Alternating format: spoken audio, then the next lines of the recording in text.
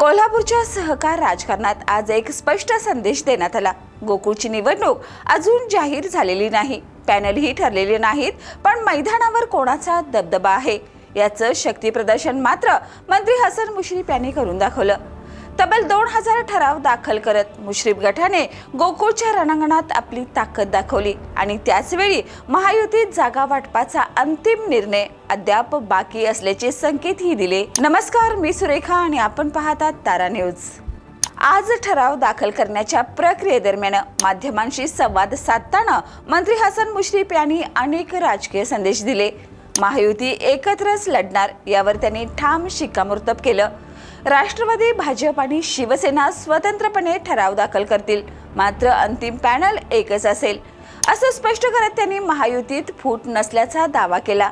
पण याच वेळी जागा वाटपाच्या सूत्रावर बोलताना त्यांनी एक महत्त्वाची अट पुढे केली, ज्याचे ठराव जास्त त्याला जास्त जागा, म्हणजेच गोकुळच्या निवडणुकीतील उमेदवारीचा आधार पक्षनिष्ठा नव्हे तर ताकद आणि आकडेवारी असेल, असा स्पष्ट संदेश मुश्रीफ यांनी मित्र पक्षांनाही दिला आहे।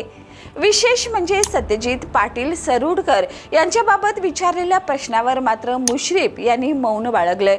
राजकारणात अनेकदा न बोललेले जास्त बोलके असते आणि त्यामुळेच सत्यजित पाटील सरोडकर यांच्या भूमिकेबाबतही उत्सुकता आणखी वाढली आहे।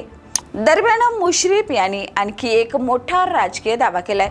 सहकार क्षेत्रात राष्ट्रवादी हा मोठा भाऊ आहे।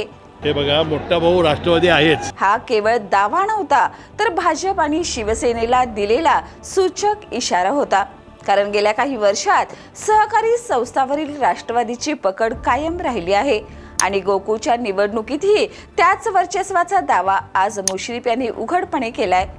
महायुतीतील काही नेत्यांची नाराजी, स्थानिक मतभेद आणि जागा वाटपाचे प्रश्न याबाबत अंतिम निर्णय मुख्यमंत्री घेतील असं सांगत त्यांनी सर्व मतभेद मिटतील असा विश्वास व्यक्त केला। मात्र राजकीय विश्लेषकांच्या मते आजच्या शक्ती प्रदर्शनातून एक गोष्ट मात्र स्पष्ट झाली आहे, गोकुळच्या निवडणुकीत महायुतीचा चेहरा असला तरी नेतृत्वाचा केंद्रबिंदू राष्ट्रवादीच राहावा यासाठी मुश्रीफ गटाने जोरदार फिल्डिंग लावली आहे। आता प्रश्न असा आहे की 2000 ठरावाचं हे शक्ती प्रदर्शन जागा वाटपात किती वजन निर्माण करणार?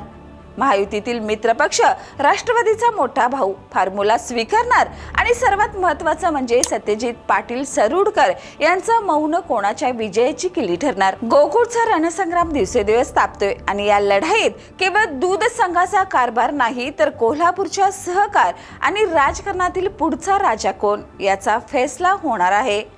या आणि अशाच ताज्या अपडेट्ससाठी पाहत रहा तारा न्यूज।